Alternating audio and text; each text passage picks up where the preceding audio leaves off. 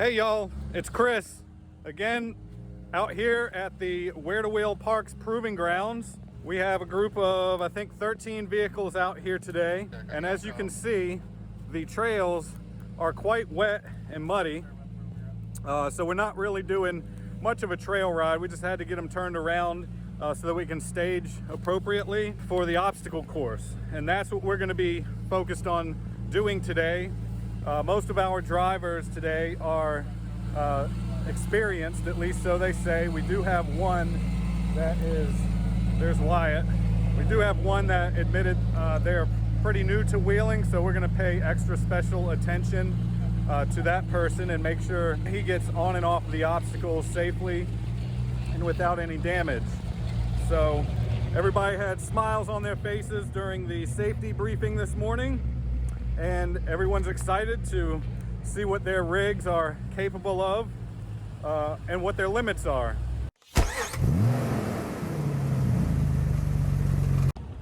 So we've got everybody lining up and staging. It does look like the turf here on the obstacle course is somewhat dry, so that's a good thing, but we do have water, as you can see, in the tire obstacles, so as that splashes out, going to make the approach right here, especially, and on the other obstacles, it's going to make the approach a little more challenging as the day wears on. So it's arguably the most difficult obstacle, which is where you drive your driver's side tire up this pole here.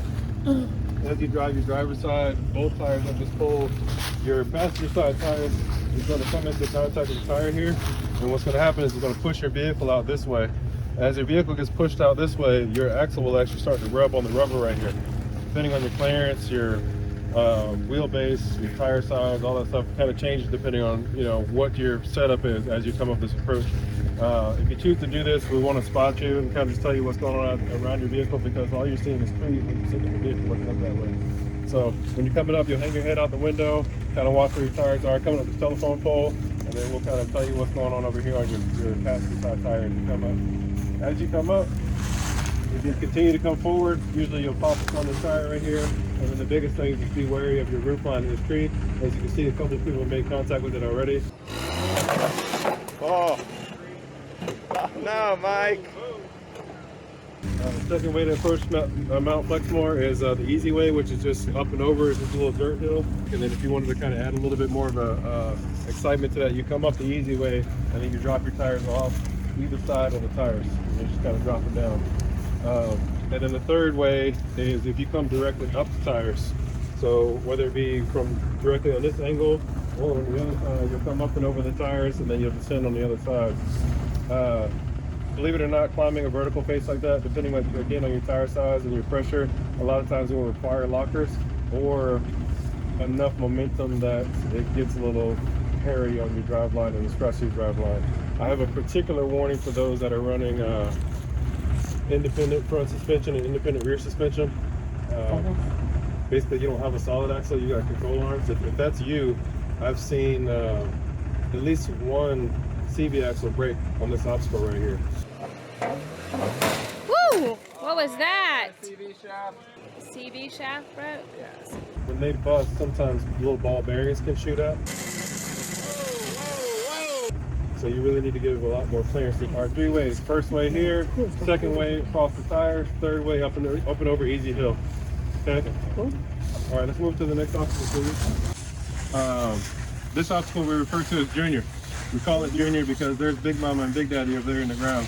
The tire is pretty close to the same size, but I buried it so deep and horizontal that it doesn't look as big. But really three different ways to cross over Junior. Driver's side tire here, driver's side tire here, or driver's side tire here. Arguably that is from easiest to more difficult, if you will. Only thing with the difficulty is when you put your driver's side tire here closer towards passenger is you get a little bit of a lean because of this divot in the ground, and it just rocks your top edge closer to that tree. If you're running closer to the stock tire height, or if you try to come up and over the center, a lot of times your differentials will drag, but it doesn't really matter because it's riding on top of rubber. But again, if you were riding on top of the actual rock, you can see some damage. But as you can see, the tire just takes the lick and keeps on ticking. But if you wanted to experience what that feels like if you were to go out wheeling and get caught up on a rock with a differential, just try to straddle this tire and you'll feel what it feels like to be like a turtle sitting on its back, okay? All right. Inside the tire garden, we've got Happy Wheel and we've got Big Mac. Happy Wheel is pretty straightforward, but my warning to you is that you really want to keep your speed low on Happy Wheel and stay in four-wheel drive. What I've seen in the past, again on an independent front suspension rig where they had CV shafts, the person was coming through with so much speed and momentum it actually dropped down and then bounced the front end up. Wheels are still spinning, come down, sudden stop, CV shaft busted, right? So that's my first warning to you. Second warning is they are not cemented into the ground. They will get up and roll. Okay, so if you hit that tire to the side and it flips itself up and rolling or up and over, it can roll. So if you need to, if you're around this area or really in here at all, you want to be paying attention to your surroundings at all times, and particularly if you're the driver. If you pop up one of these tires, I mean, they weigh 150 pounds or so and it's moving, that's gonna hit somebody, it'll hurt. I don't think it'll be fatal, but it won't be comfortable. Okay, Happy Wheel. Big Mac. Big Mac is a totally different animal.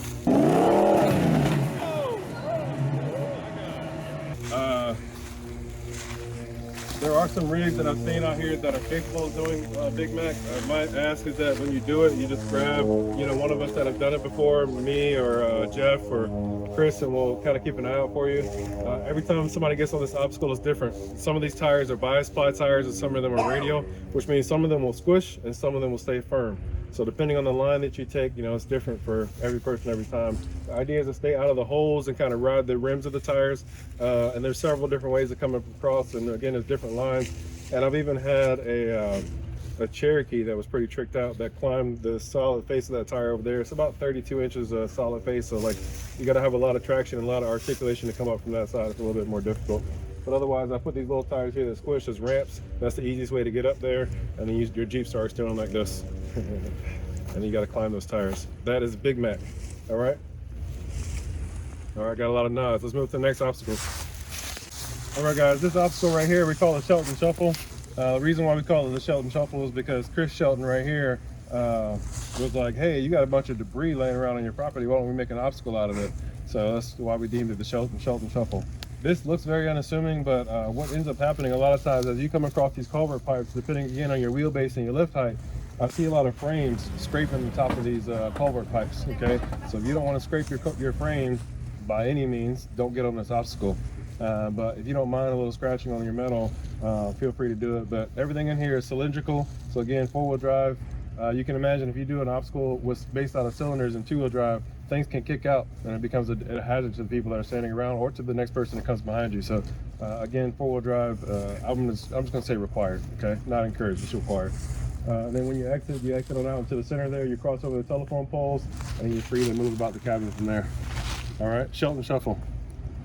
All right, more nods. Let's move to the next one. Here's what we refer to as the log jam. The log jam has been a favorite for most people when they come out. It looks like a bunch of speed pumps put together, but there's something about activating your suspension, and people get giggly and smiley. All right. And there's a couple of nicknames that I won't say right now on camera, but it makes things move up and down pretty good inside the vehicle. So, you know, you're welcome to enter and exit whichever way you feel fit. I will warn you that if you enter from this area right here, there's a very tricky angle and it's tight between the trees there. And this is at a pretty steep angle this way. So essentially, as you come around this pine, if you're coming in from this area, you'll work your way around that pine and you'll turn driver and come back towards this pole as you enter. I hope that makes sense. Just hang tight towards that pine as you enter from that direction, and then be careful. A lot of people have to make like a 5 to 10 point turn when they're coming in from that angle. Okay, that's really it for me on the log jam. Nods.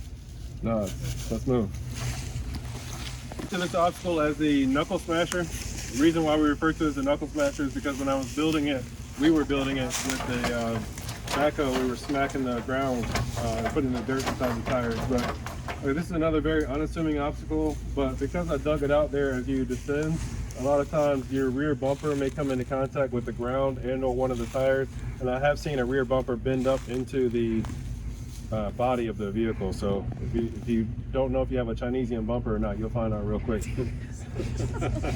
Okay, and again, you guys are welcome to do this in either direction. Generally, the direction that we go is this way, and you'll figure it out pretty quick. If you see somebody coming down that trail right there, they're going to need to be able to get out. So, you know, just be mindful of if you're coming in, they need to be able to get out. Okay, Knuckle Smasher.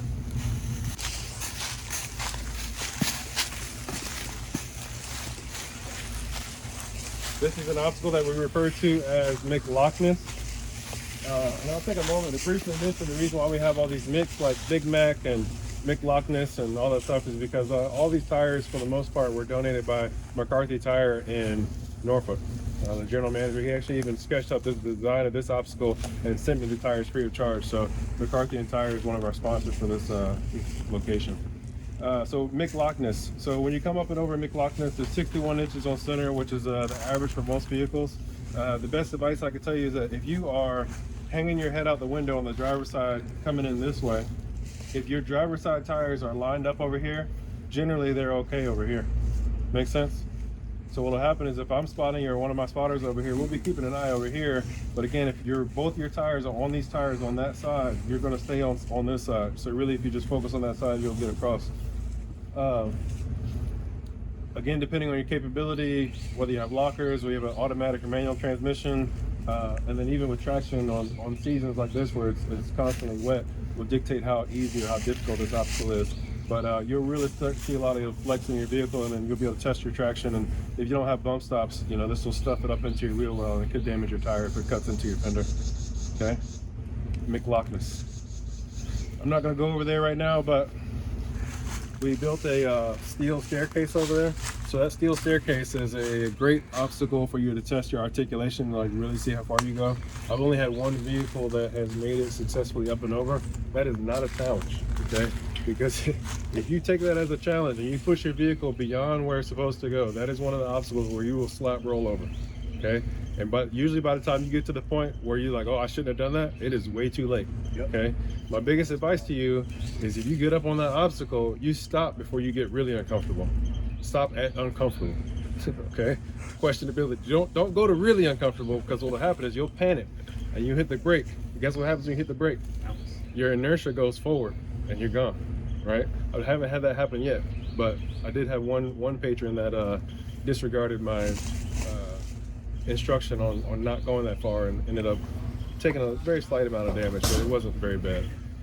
But if you heed my warning on that, then you really won't have to worry about it. Also, another tip on that is you really want to be out as far as possible on the side of it. Okay, so if this is the staircase right here and you're climbing up this way, you want your tires to be kind of riding the edge, because that gives you the most balance out this way. You don't want your tires coming up over here and your angle is further like this. You want to ride that very edge as much as you can without tipping that staircase over, putting that side out as firm and flat as possible, and then you're able to kind of push up from there. Crawling, four-wheel low, light brake pressure, and probably 2-foot driving. That means 1 foot on the gas pedal, left foot on the brake. And that gives you the quickest response time to be able to do what you need to do on the top. It's not for the faint of heart. I mean, you can get up there and get some flex pictures, particularly in the trucks and stuff. Like, not a lot of trucks flex, but that's a great way to flex your truck and see what it's capable of. And you'll start to see, like, okay, my wheel came off the ground, and you'll know where your capabilities are after getting up on that. Let's meet it by the big tires over there.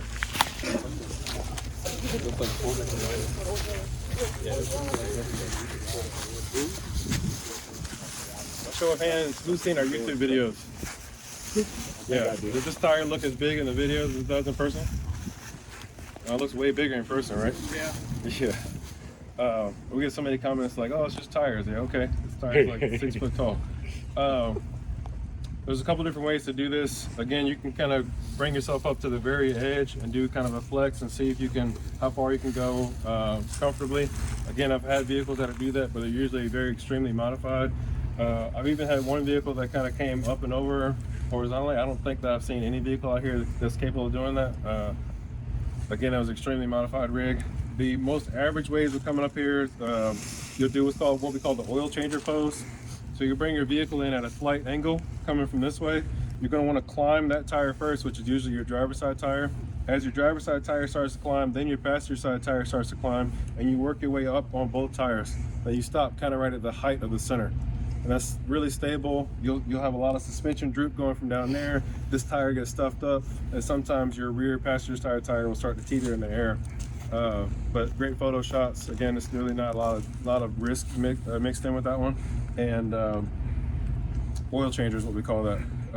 You're welcome to come up and over, try to come up and over both tires. Again, if you do that, you're gonna want to do it and keep that angle, because what will happen is if you try to come up and over both of these tires straight, you'll just be sitting on your belly pan just rocking, which again, not as a big deal. We're happy to pull you off, but generally we don't, like, unless you're really high up in the air, like 44s or something, you'll rub your center section there. This is another area where there's extreme caution that needs to be exercised. I'm gonna let Jeff talk a little bit more about that in a moment. And then really the last thing I want to point out is if you have a vehicle that's really not designed for flexing and you still want to get a flex shot, just pull one of your tires up onto the small tire there. It's gonna stuff, and then you kind of see what your rig is capable of. It's a great starting point to say, hey, this is where I'm at right now. Then you come out 6 months from now and your vehicle's been upgraded, and you're like, okay, look, like now I got 5 more inches of droop or stuff or height, whatever. Yeah, it's a great starting point. Or if you're able to get on both tires the next time. You know, that's the only thing I want to say. If y'all need a spotter, don't hesitate to call us. Don't be embarrassed. You know what I'm saying? And try this. And I'll work with your comfort and get you up as high as you want to go. We'll stop when you want to stop. So that's all I got. Cool.